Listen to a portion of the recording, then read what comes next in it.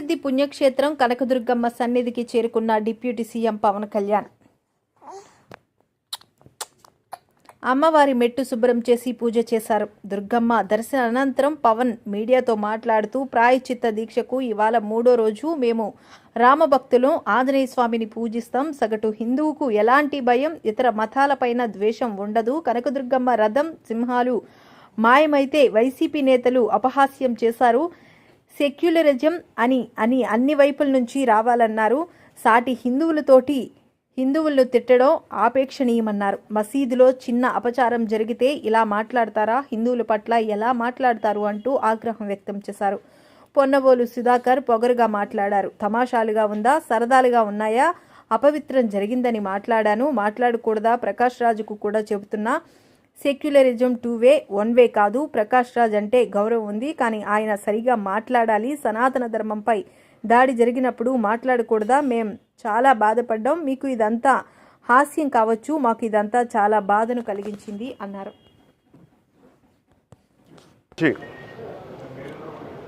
Arabic వ్యాపారులు ఇక్కడ గుర్రాలని అమ్ముకోవడానికి వచ్చి విజయనగరం మహారాజుల గొప్పతనం ఏంటంటే, సనాతన ధర్మాన్ని పాటించే వాళ్ళు గొప్పతనమైన వాళ్ళు వచ్చి అడిగింది ఏంటంటే, మాకు ప్రార్థించుకోవడానికి మాకు మస్జిద్ లేదు అంటే ఆయన కోట ప్రాంగణంలో మస్జిద్ కట్టించారు. సనాతన ధర్మాన్ని పాటించే వ్యక్తి తాలూకు విలక్షణం. అలాగే అనేక మంది సంస్థానాలు కానీ అందరూ కూడా పోర్చుగీస్ నుంచి వచ్చిన ఎవరు వచ్చినా క్రిస్టియానిటీని తీసుకొచ్చినా కానీ అందరికీ సమానంగా ఈ దేశం తీసుకుంది. పార్సీల్ని తీసుకుంది లోపలికి, జొరాస్ట్రియన్స్ని తీసుకుంది. ఏ మతం వచ్చినా లోపలికి తీసుకుంది, ఇముడ్చుకుంది తప్ప ఇంకో మతాన్ని ఎప్పుడు ద్వేషించాల.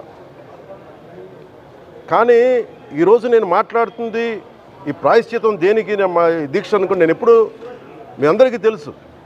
5 సంవత్సరాల వైసీపీ పాలనలో ఇదే దేవాలయంలో కనకదుర్గ అమ్మవారి రథం తాలూకు మన సింహాలు మాయమైనవి, కొన్ని ఇబ్బందులు తప్పులు జరిగినాయి అంటే ఒక్కొక్కరు ఎలా మాట్లాడారు వైసీపీ నాయకులు? వాళ్ళెవరు ముస్లిమ్స్ కాదు, హిందూస్ కాదు. వాళ్ళెవరు ముస్లిమ్స్ కాదు, క్రిస్టియన్స్ కాదు, హిందువులే అందరూ.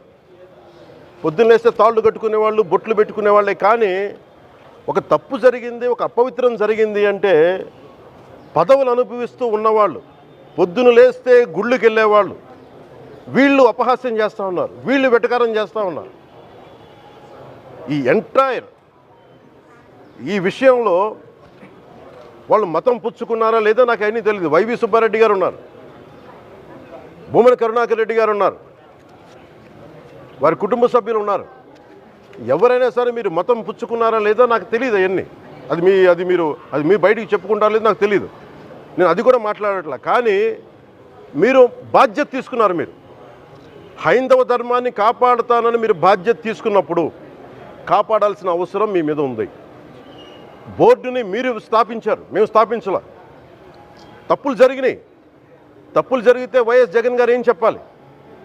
ఒకవేళ నాకు తెలియకుండా మేము ఆయన బ్లేమ్ చేయట్లా. కానీ మీ ఆధ్వర్యంలో జరిగింది, మీరు కాన్స్టిట్యూట్ చేసిన బోర్డు వల్ల జరిగిన తప్పిదాలు ఇవి. మేము ఇవి కనుగొన్నాం. ల్యాబ్ టెస్టులు ఇవన్నీ మేము ఆటలాడతామా? ఇవన్నీ వీటితోటి సెంటిమెంట్స్ తోటి మాకు బాధ్యత లేదా? నేను నిజంగా కనుక చాలా బలమైన సనాతన ధర్మాన్ని పాటించేవాడిని. చిన్నప్పటి నుంచి పొద్దున్న లేచినప్పటి నుంచి రాత్రి పడుకునేదాకా మా ఇంట్లో రామనామం ఉండేది, రామ జపం ఉండేది మా ఇంట్లో.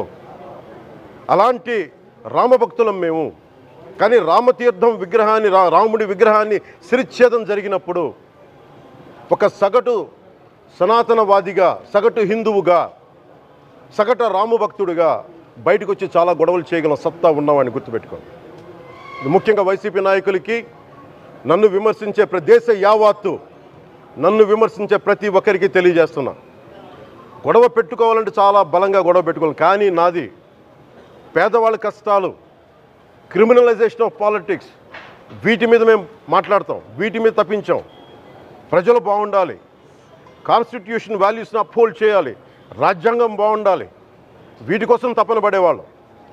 కానీ సెక్యులరిజం పేరు మీద, secularism is not 1 way, it's 2 way. Secularism అంటే కూర్చోబెట్టి ఒక్క సైడ్ నుంచి వచ్చేది కాదు, అన్ని సైడ్ నుంచి రావాలి. ఇది చాలా ఆవేదన కలిగిస్తుంది. కొన్ని దశాబ్దాలుగా చూస్తున్నారు ప్రతి హిందువు.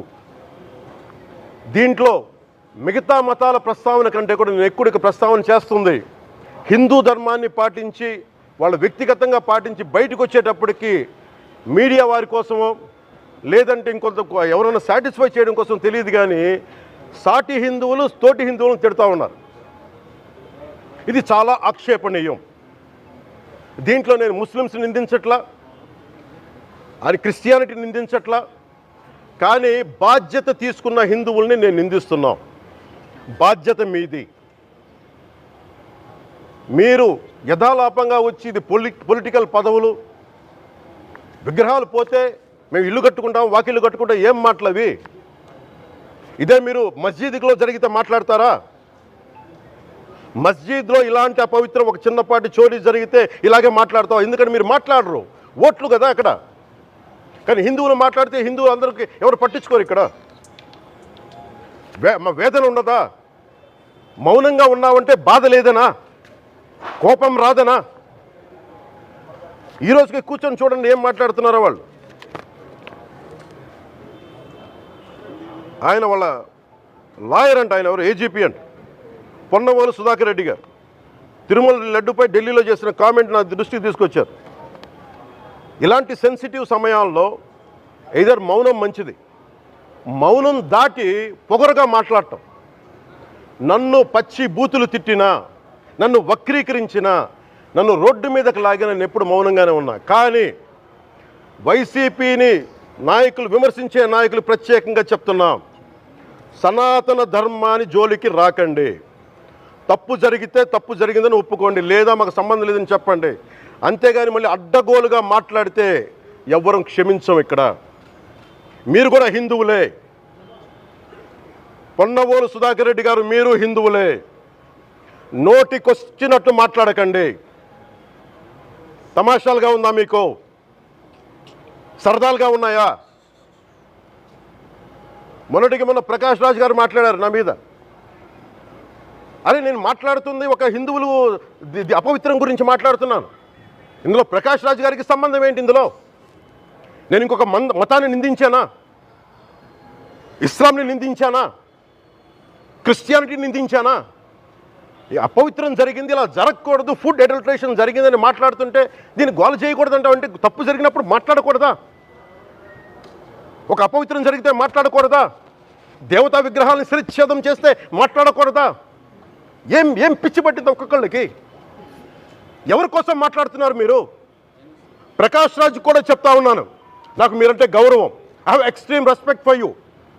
కానీ when it comes to secularism, Prakash Raj garu, it is a two-way, not one way. I have extreme respect for you. You know that. Mere secularism is always two-way, it is not one way. హిందువుల మీద దాడి జరిగినప్పుడల్లా వచ్చి మాట్లాడడం తప్ప, అన్య మతాల మీద జరిగితే నేను కూర్చొని ఇంతమంది కౌలు రైతులకు ఇచ్చాను, ఎంతమంది ముస్లిం ఇస్లాం రైతాంగానికి ఇచ్చాను నేను. ఇదే ఎన్ని మద్రాసాలకి డబ్బులు ఇచ్చాను నేను, 25 లక్షలు 30 లక్షలు ఇచ్చాను, ఇచ్చినవాడిని నేను. నాకు అన్యమతం ఇస్లాం మీద గౌరవం ఉన్నవాడిని, క్రిస్టియానిటీ మీద గౌరవం ఉన్నవాడిని, చిన్నప్పటి నుంచి కూర్చొని మిషనరీ స్కూల్లో చదువుకున్నవాడిని. నా టీచర్ చెప్పిన సూక్తి, తను తగ్గించుకున్నవాడు హెచ్చింపబడిని చెప్పి బైబుల్ సూక్తిని ప్రతిసారి కోట్ చేస్తూనే ఉంటాను. ఇది నా గౌరవం, ఇది నేను చూపించే గౌరవం.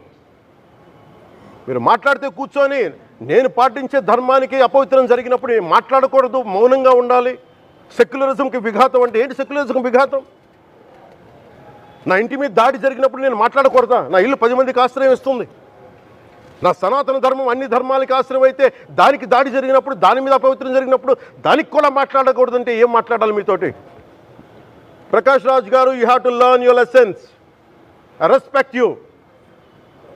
It's not just Prakash Raj garu, all the people who thinks in the name of secularism, you're going haywire. Let me tell you guys, we are extremely hurt. Don't make a mockery out of ourselves.